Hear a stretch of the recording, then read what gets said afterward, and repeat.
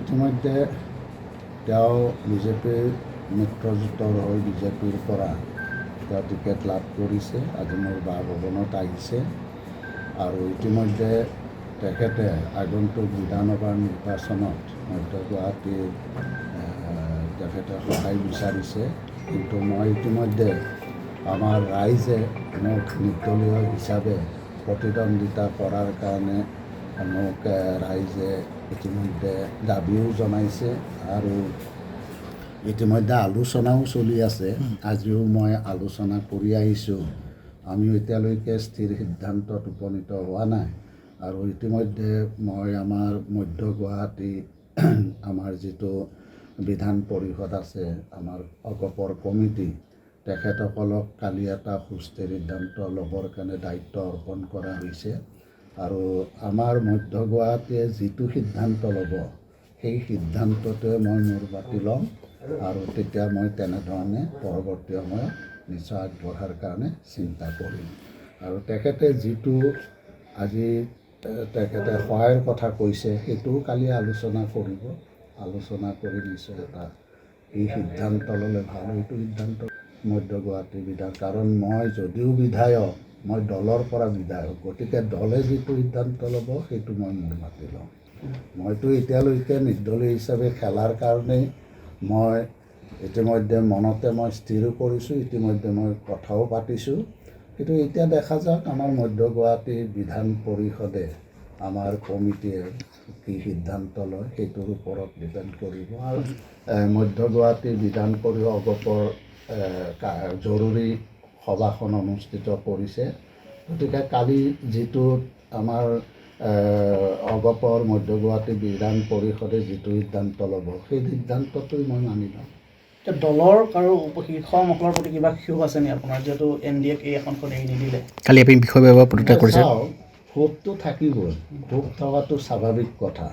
কাৰণ মই অসম গণ পৰিষদ দলৰ এগৰাকী জ্যেষ্ঠ সাধাৰণ সম্পাদক আৰু লগতে 1985 চনৰ পৰাই মই দলটোৰ জন্মলগ্নৰে পৰাই জড়িত হৈ আছোঁ। আৰু গুৱাহাটীৰ বিশেষকৈ আগতে আমাৰ 4টা সমষ্টি আছিল, কিন্তু যদি আমি চাওঁ তেতিয়াহ'লে 1985 চনৰ পৰাই আমাৰ গুৱাহাটী মহানগৰীত এটা সমষ্টি সদায় আমাৰ অসম গণ পৰিষদ দলৰ দখলত আছিল। গতিকে আজি নেতৃত্বই এই সমষ্টিটো কিয় ল'ব নোৱাৰিলে মই নাজানিলোঁ। সেইটো কি কাৰণত আমাৰ এই সমষ্টিটো ল'ব নোৱাৰিলে।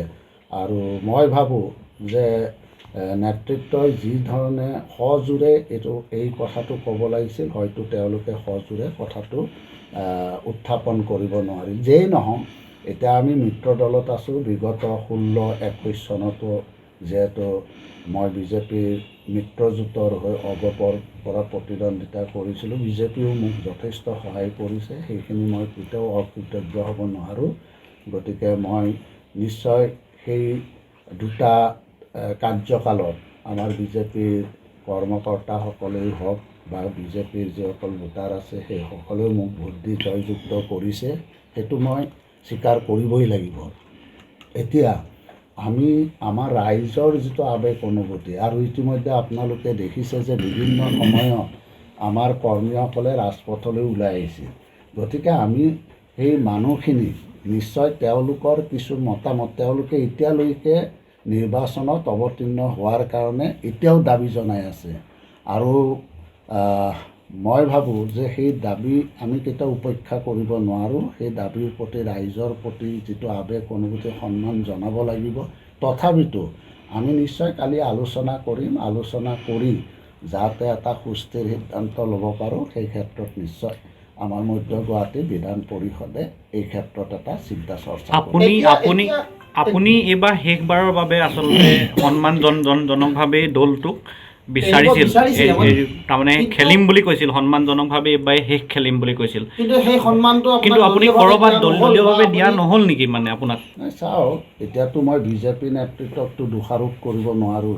নহয়, আপোনাৰ নেতৃত্বৰ কথা নহয়, আমাৰ নেতৃত্ব সেইটোৱে মই কৈছোঁ যে আজি 1985 চনৰ পৰা এটা ছিট আছে পশ্চিম গুৱাহাটীতেই আছে। পশ্চিম গুৱাহাটী 1985 চনৰ পৰাই আছিল, কিন্তু পৰৱৰ্তী সময়ত মধ্য গুৱাহাটী হৈছে, সেইটো বেলেগ কথা। আৰু আমাৰ সৰহসংখ্যক অঞ্চল পশ্চিম গুৱাহাটীৰে আমাৰ মধ্য গুৱাহাটীত আছে। গতিকে এতিয়া যিহেতু নেতৃত্বই ল'ব নোৱাৰিলে, নেতৃত্বই কি ধৰণে উপস্থাপন কৰিছে মই নাজানো।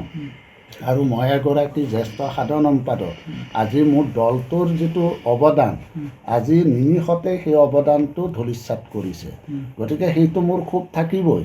কিন্তু যিয়েই নহওক, এতিয়া আমাৰ যিহেতু বিজেপিৰ লগত আমাৰ এটা মিত্ৰতা আছে বা মিত্ৰতা কৰিছে, আৰু মিত্ৰতা হৈ যিহেতু নিৰ্বাচনত অৱতীৰ্ণ হৈছে, গতিকে আমি গোটেই দিনটো পৰ্যালোচনা কৰি নিশ্চয় আমাৰ